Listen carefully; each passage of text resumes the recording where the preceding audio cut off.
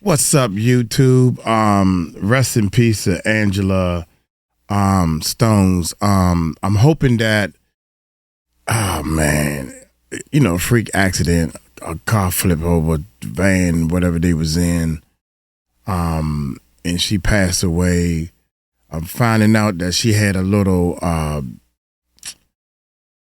problem going on, so she needed to have a transplant or whatever.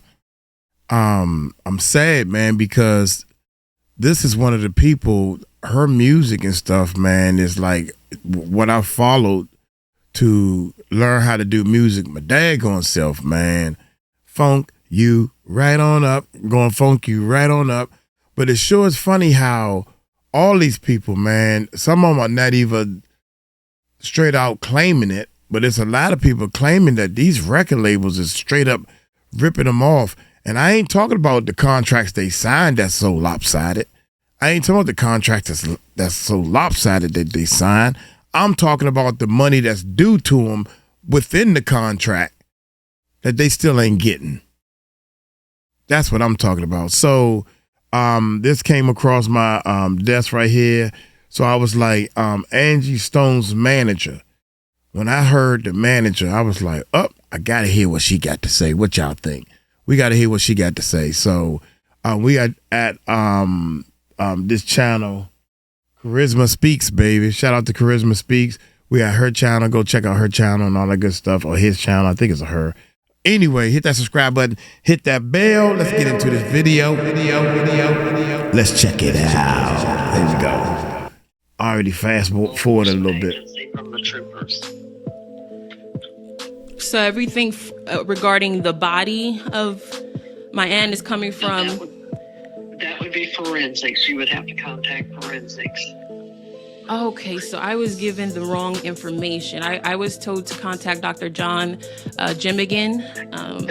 Dr. Jernigan is the coroner. We do the death certificates. Oh, okay. We don't do the autopsies. That comes from forensics. Okay. Thank you for that information. And as far do you want as their number? Yeah, please. It's 334.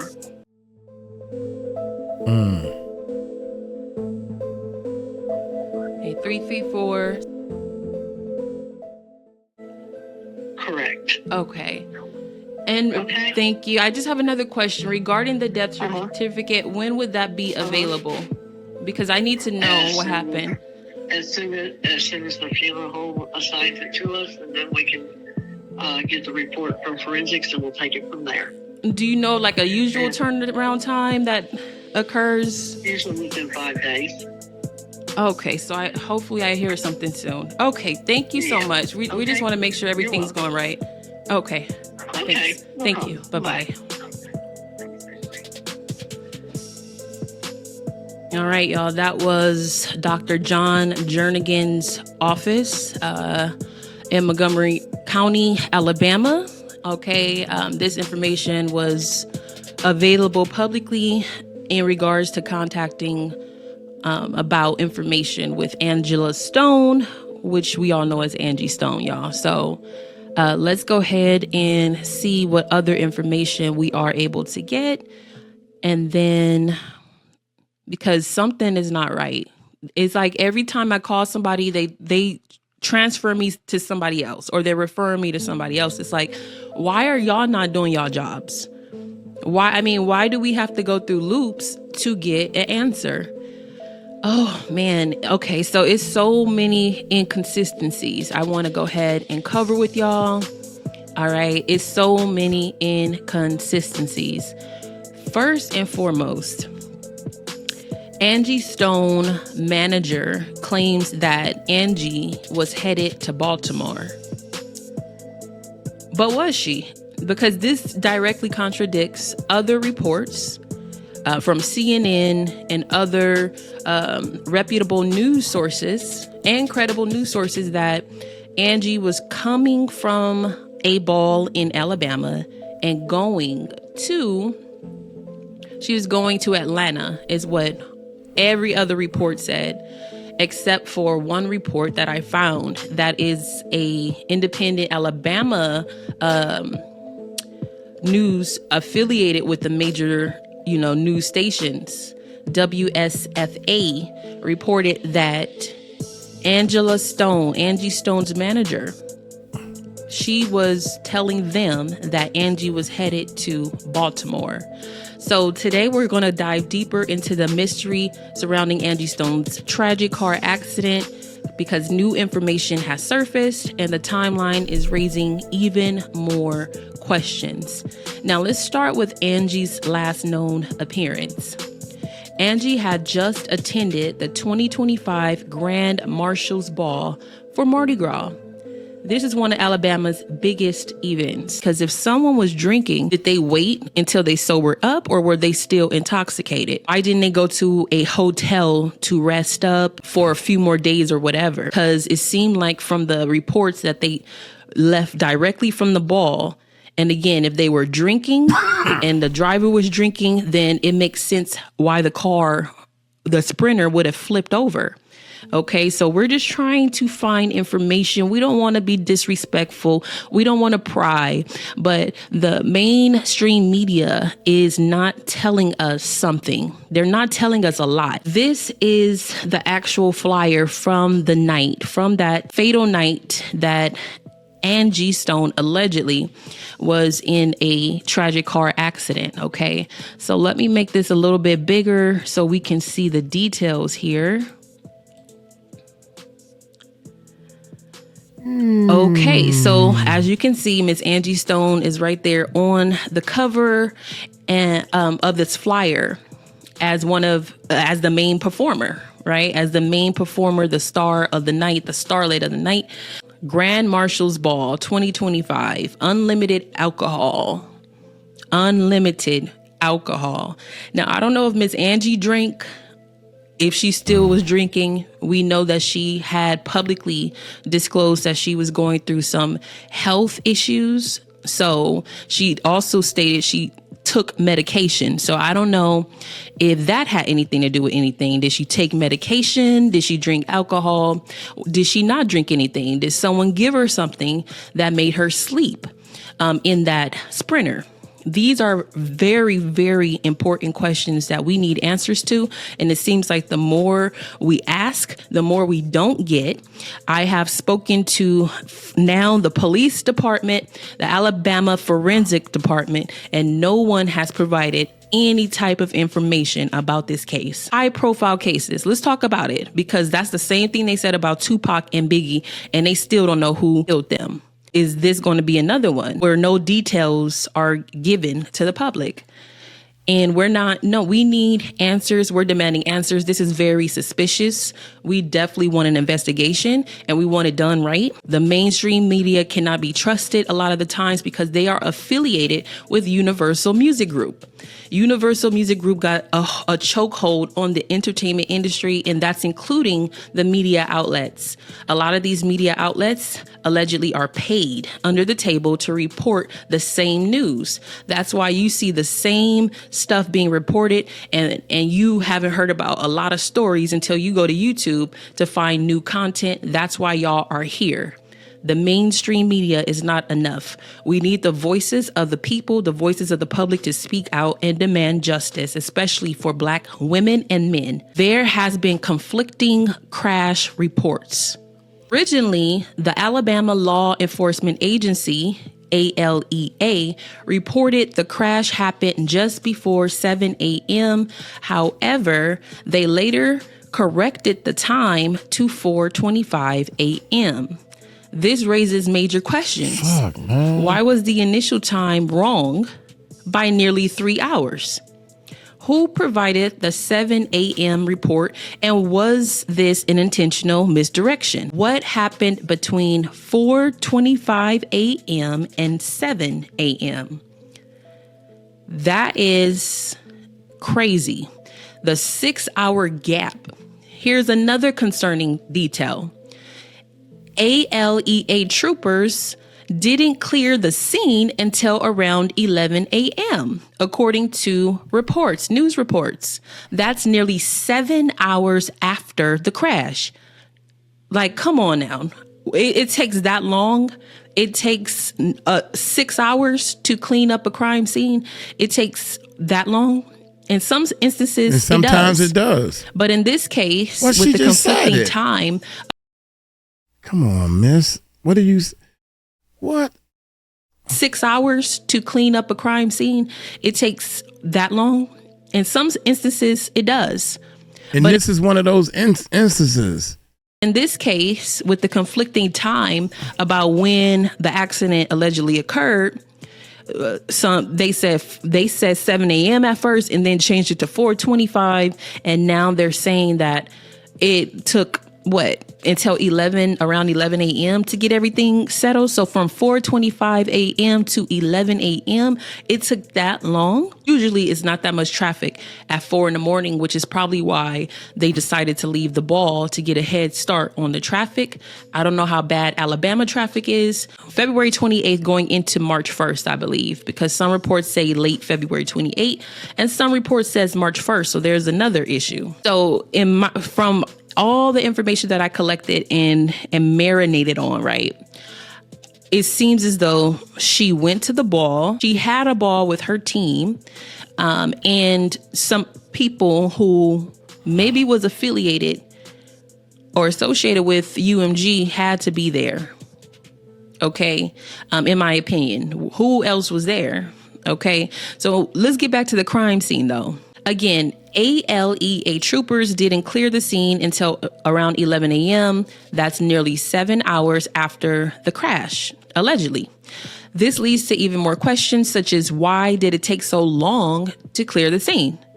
Were there delays? Were there delays in responding to the crash?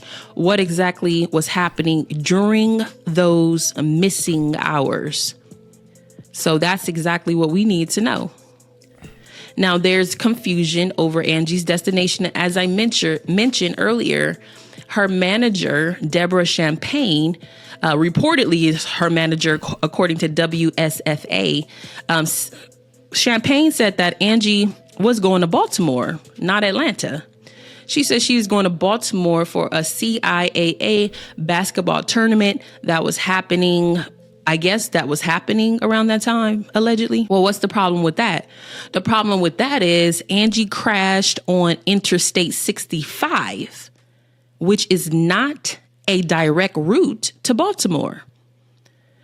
So was she actually headed to Baltimore, or was someone taking her somewhere else that she didn't expect or wasn't aware of? So we want to get into some theories here. These are just theories. This is not the facts. We're just asking questions.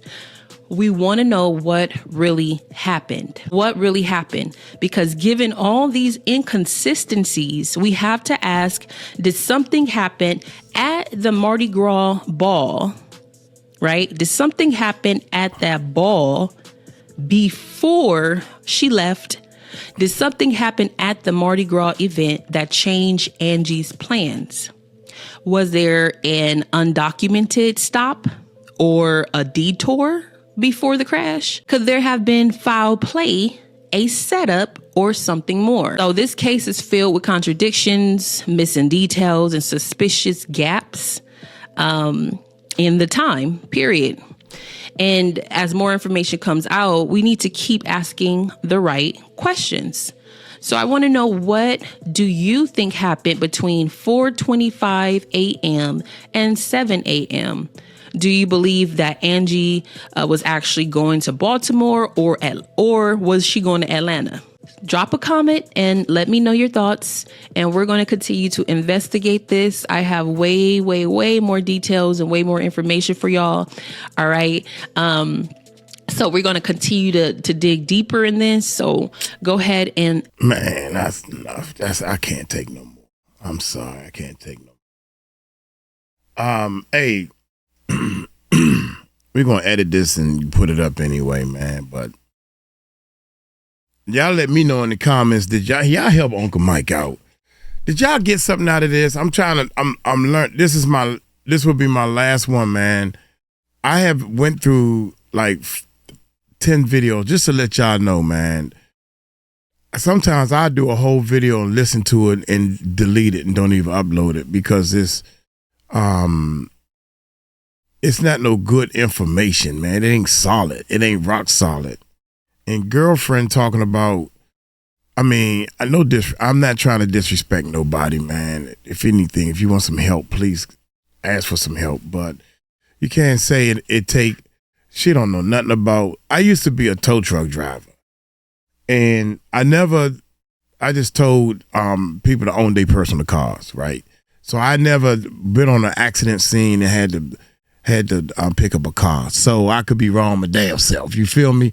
But I think I'm more qualified to say that taking these people who drive these tow trucks to go get that car, that van that's flipped over, you can't just, it probably takes hours and hours and they got to call somebody else out there, expert, to know where the axle's bent on this. We can't just move the car because anything can happen and they liable.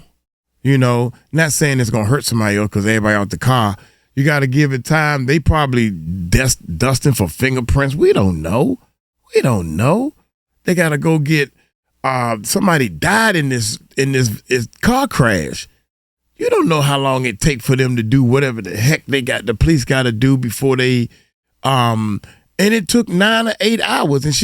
And the public is saying, or she's saying, why it take that long? None of your business why it took that long. Us doing our job and it taking us a long time means what? If it took us 2 days to do our job, we try and do our job, why it take so long? Why do we need to tell you why it take us so long? I don't understand that part. So I said all that to say that I think the information is not I said Angie Stone's manager said she was headed to Baltimore. I thought Angie Stone's manager was going to do the talking. So I'm learning. Uncle Mike learning as he go, y'all. And I apologize to Charisma Speak if she sees this. And I'm not jumping on her or anything, but your information is like, y'all tell me what y'all think, man. I don't know. I'm going to upload the video, man. I sure hope they don't come back and bite me, man, because I'm not by no means trying to mean harm, but where was she traveling to and everything? It was a car crash, and the truck flipped over, as you can see. It scarred up on the driver's side real hard, and they had to turn the vehicle upright in order to get the thing moved. So they had to probably call out a different wrecker. The wrecker probably was busy. Well, we got 5 more we got to do, and then we'll get to you. I don't know. We don't know. It's all kinds of reasons why it took that long. Only thing I do know is rest in peace to Angie, man. And I honestly think it was just a freak accident. And maybe she didn't have a seatbelt on at the time. It's a van. She was probably getting up to get some water, and bam. Everybody else had their seatbelt on. It could have been just bad timing on that part. And everybody running, trying to make it into something. You know, I think that it ain't no story here. That's what I think. So y'all hit that subscribe button, hit that bell. Y'all take it light, take it slow. Tell them Uncle Mike told you so. Peace out. I'm going to exercise, y'all. Exercise.